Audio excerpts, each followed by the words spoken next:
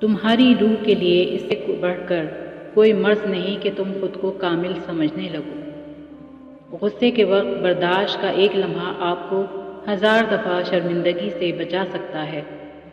افسوس کہ ہم اس معاشرے میں زندگی گزار رہے ہیں جہاں اپنے بچوں کو صبح اسکول کے لیے تو بلا ناغہ اٹھاتے ہیں لیکن فجر کی نماز کے لیے نہیں۔ انسان عمل سے پہچانا جاتا ہے، ورنہ اچھی باتیں تو دیواروں پر بھی لکھی ہوتی ہیں۔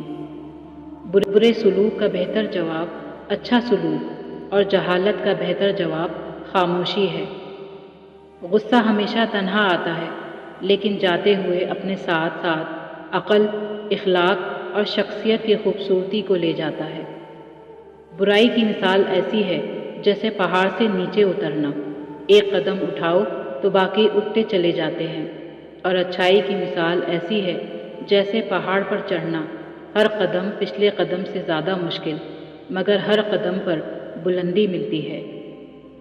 کسی پر کیچڑ مت اچھالو، ہو سکتا ہے آپ کا نشانہ خطا ہو جائے لیکن آپ کے ہاتھ ضرور گندے ہو جائیں گے۔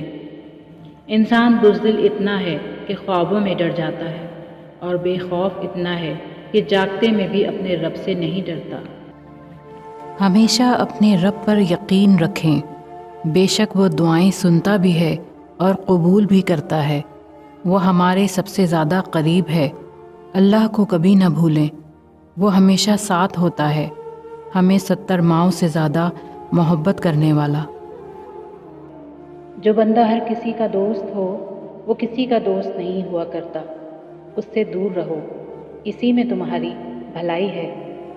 ہمارا خطرناک ترین دشمن وہی ہے جو ہماری زندگی میں ایک دوست کا بھیس بدل کر آئے۔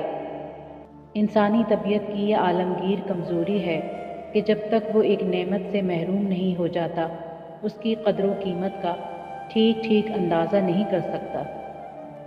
بعض دفعہ حالات کے سائے غموں کی دھوپ کو اور بھی شدید کر دیتے ہیں۔ ہر بندہ فطرتاً خیر کا طالب ہے لیکن جہالت کی وجہ سے شر کو خیر سمجھ لیتا ہے۔ اسی لیے زندگی میں مسلسل کوشش یہی ہونی چاہیے کہ جہالت کو دور کیا جائے تاکہ لوگ خیر اور شر میں امتیاز کر سکیں۔